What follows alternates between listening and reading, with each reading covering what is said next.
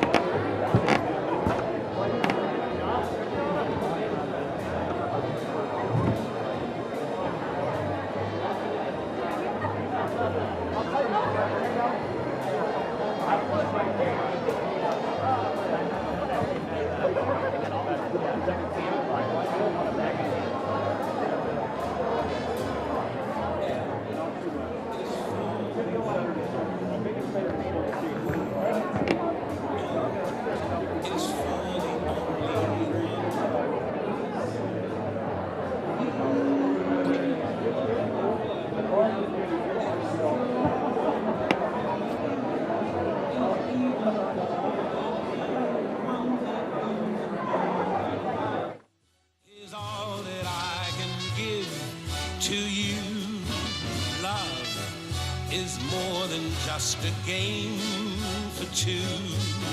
Two in love can make it. Take my heart and please don't break it. Love was made for me and you. Love was made for me and you. Solar, wind, and battery storage in American history. And we made record-setting investments in clean energy in rural America. For example, we have a $1 billion program that no one knows about except the Department of Agriculture, the grants and loans for farmers and rural co-ops to deploy solar and storage and power lines to carry clean energy across the country. We're investing in technology so you can heat and cool your home when the sun doesn't shine and the wind doesn't blow, because out here in Silicon Valley, you're developing the battery technology. They showed me one that's about a little bit wider than this podium, about that thick and about this wide, that in fact you can install in your home, and when the sun ain't shining, that stored electricity runs the whole deal. And by the way, windmills don't cause cancer. And across the country, we have enough clean energy capacity to power now 56 million homes. Now, here's what we're doing with automobiles. I'm an automobile buff. I have a '68 Corvette that does nothing but pollute the air, but I don't drive very much. I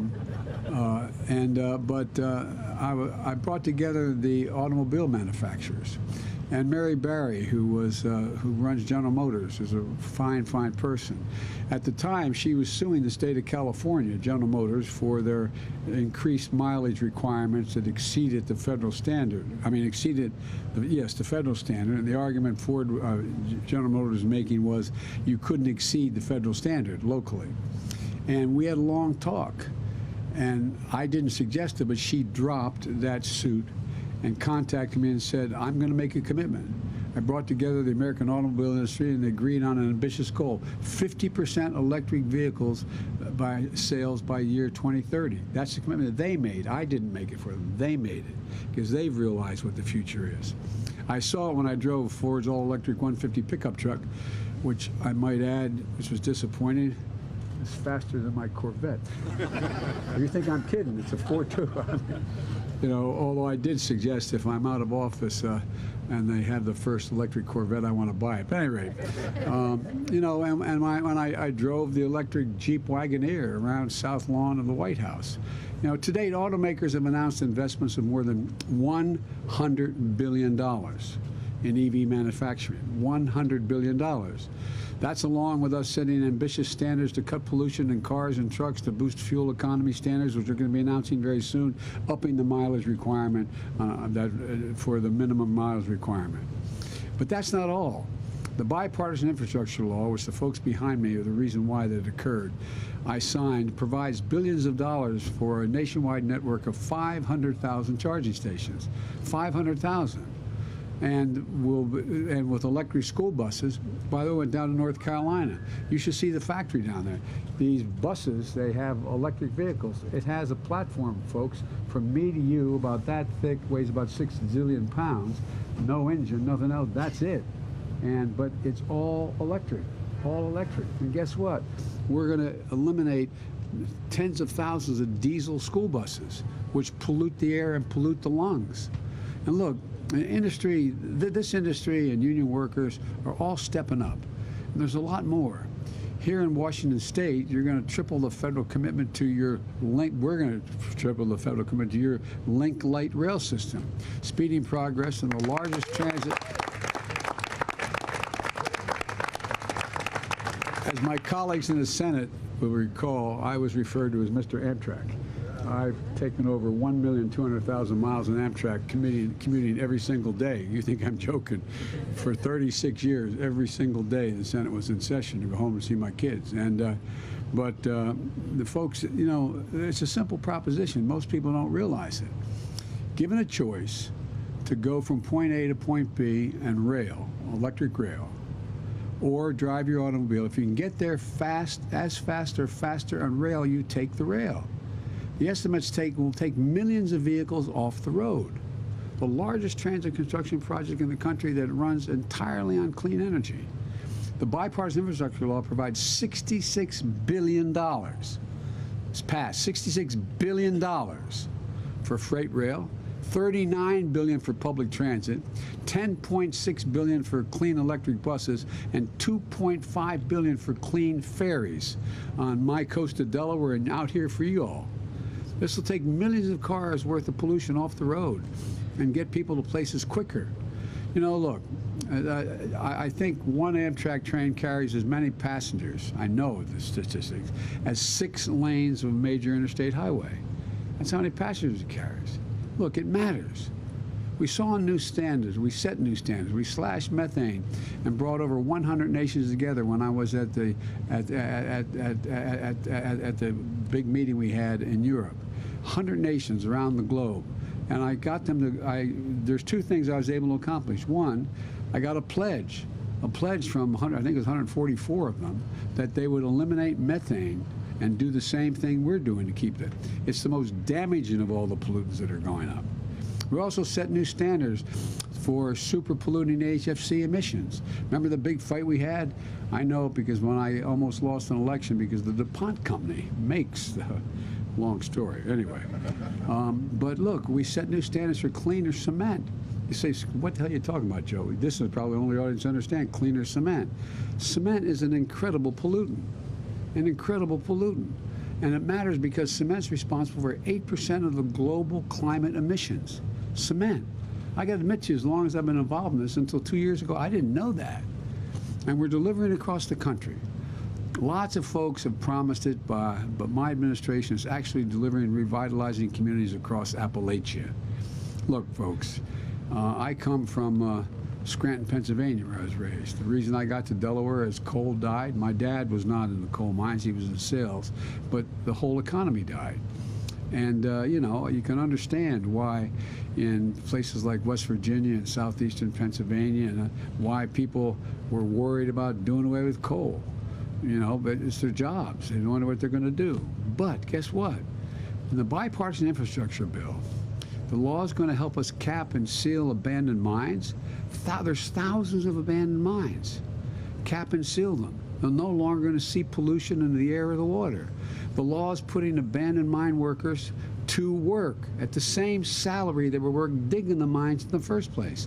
There's several thousand of these wells that have to be capped, and they have to harvest the energy, and they're going to get paid. So we've provided alternatives. They're manufacturing and installing solar panels where they once dug for coal.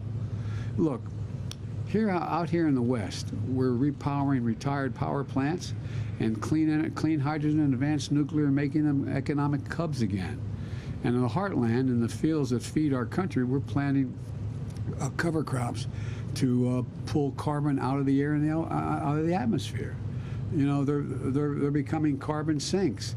Look, across the country, we set the first ever national conservation goal and protected more land and water than any other administration and record in our first year because we can do it.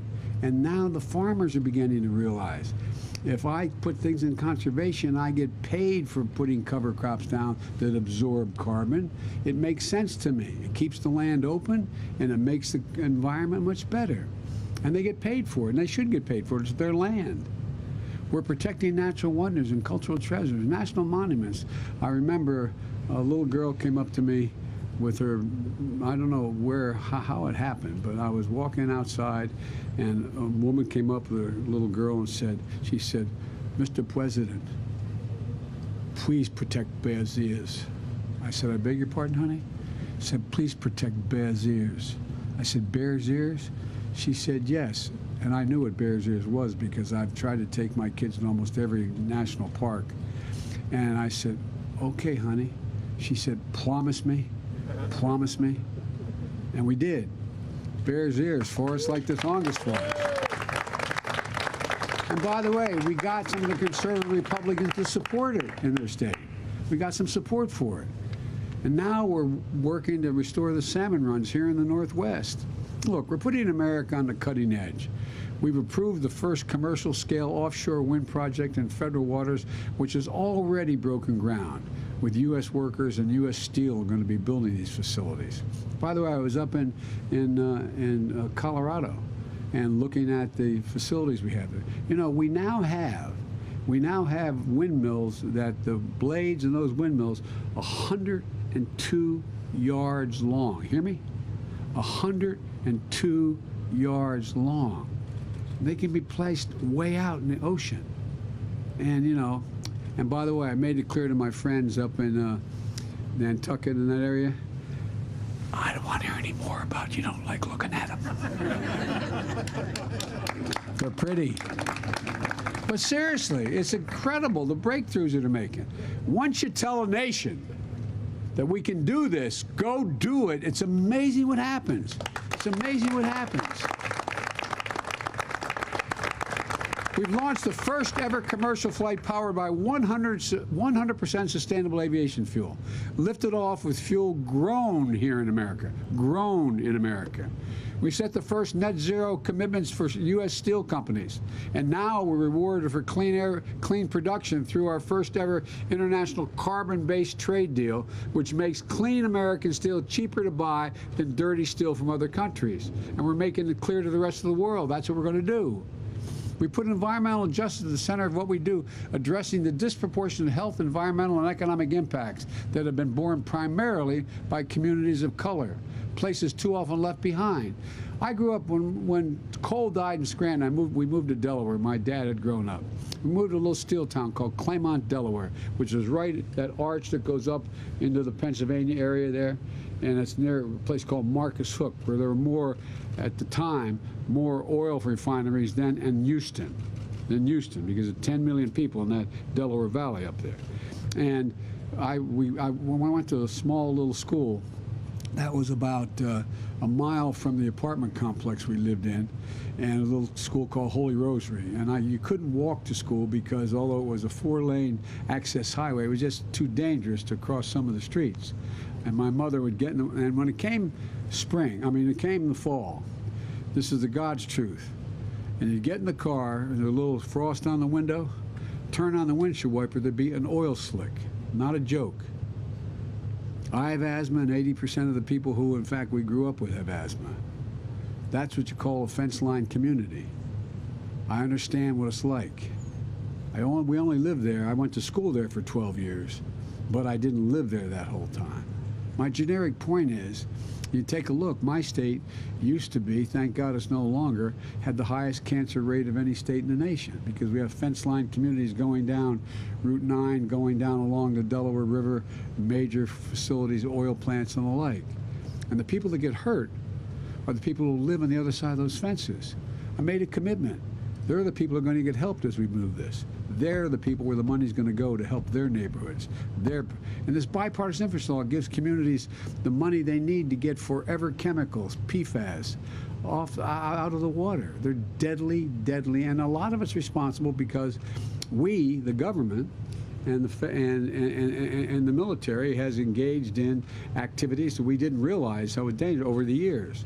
But we're going to get rid of it all. We started replacing 100% of all the lead pipes and poison that poison our water in America. 400,000 schools and daycare centers. The kids can't turn on that water without getting worried about whether there's lead in that water. 10 million homes in America, and here in this city, in this state.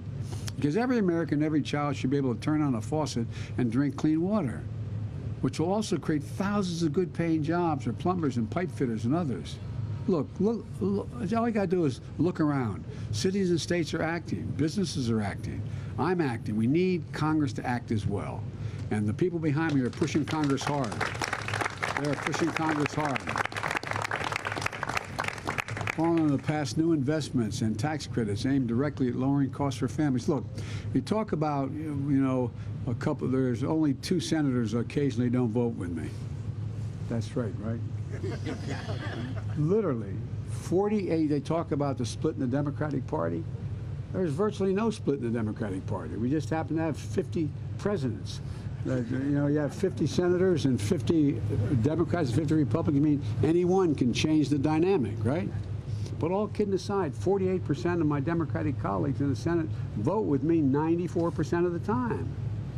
So it's not like we have a split, but we have virtually no Republicans. There's some. We get up to as many as 7 or 8 will vote. This ain't your father's Republican Party. Not a joke. All you got to do is look what is being played this morning about the tape that was released. Anyway, but all kidding aside, this is a MAGA party now. It's, you got the senator from Texas and others. These guys are a different breed of cat. They're not like what I served with for so many years. And the people who know better are afraid to act correctly because they know they'll be primaried. I've had, I won't mention any of them, I promised I never would and I won't, but up to 6 come to me and say, Joe, I want to be with you on such and such, but I can't. I'll be primary. I'll lose my race. I'll lose my race. So folks, this is going to start to change. Look, that bill that we talked about, that is the infrastructure bill, there were 2 pieces of it. It was one bill initially. And that bill had about $800 million in it for environmental related issues. Well, the one that didn't pass, the part that didn't pass yet, is one that has $531 million for environmental related issues. We got a lot done, though, in the bill that passed called the infrastructure bill that has to do with the environment, including tax credits for purchase of electric and fuel cell vehicles, now new or used. What you're going to save a typical driver about $80 a month from not having to pay gas at the pump. Tax credits for folks to buy solar panels and heat pumps, more efficient windows, saving each an average of $500 a year to do this. Just making your home tighter so you don't leak the heat and leak the air conditioning when you're going out. You know, and my pen's ready. My pen's ready to sign. I'm anxious to sign these. Get some of these bills to my desk. And we can't forget.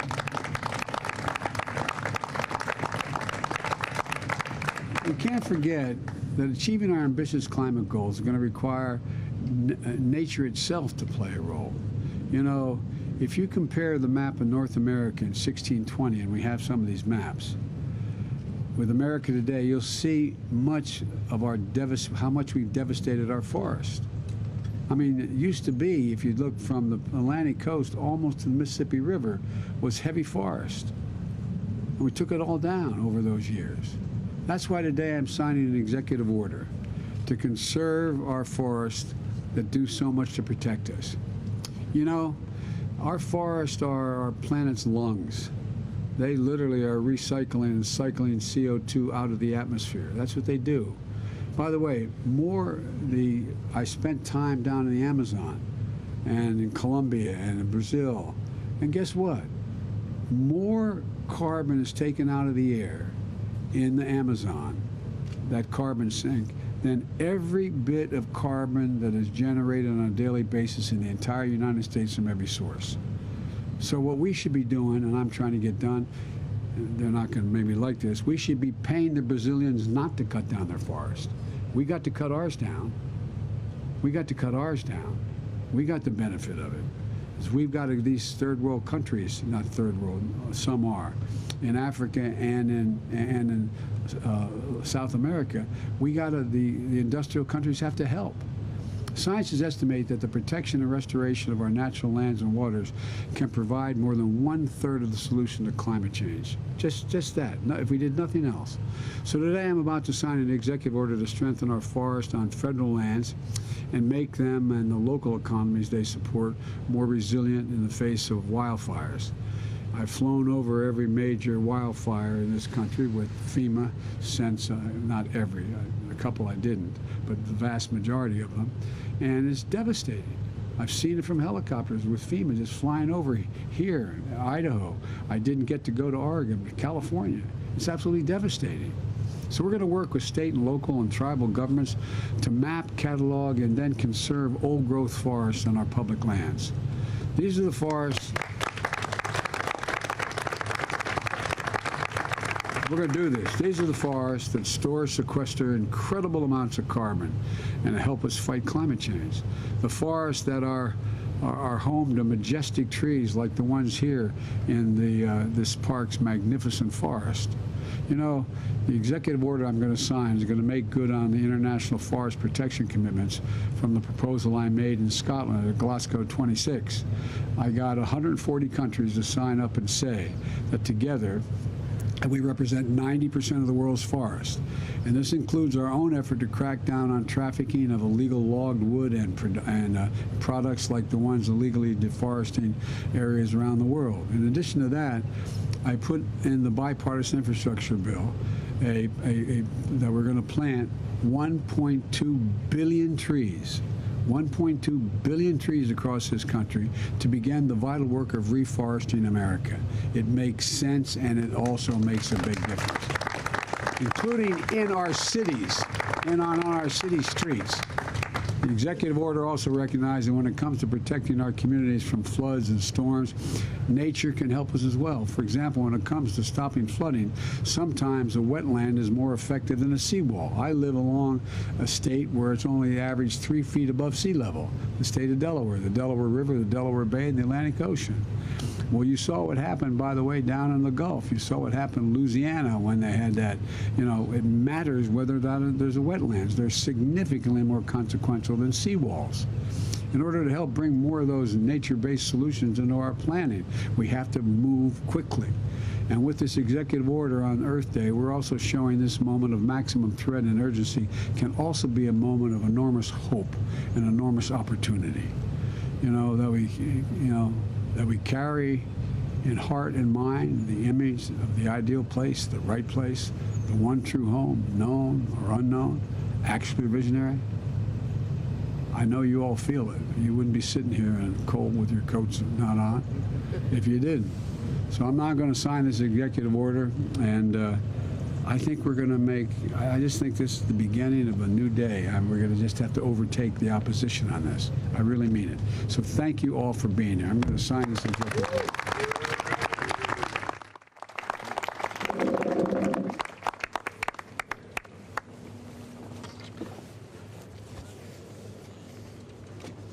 Strengthening the nation's forest communities and local economies, and it's all about planting about 1,200,000,000 trees. So, and by the way, anybody bring their shovels? All right.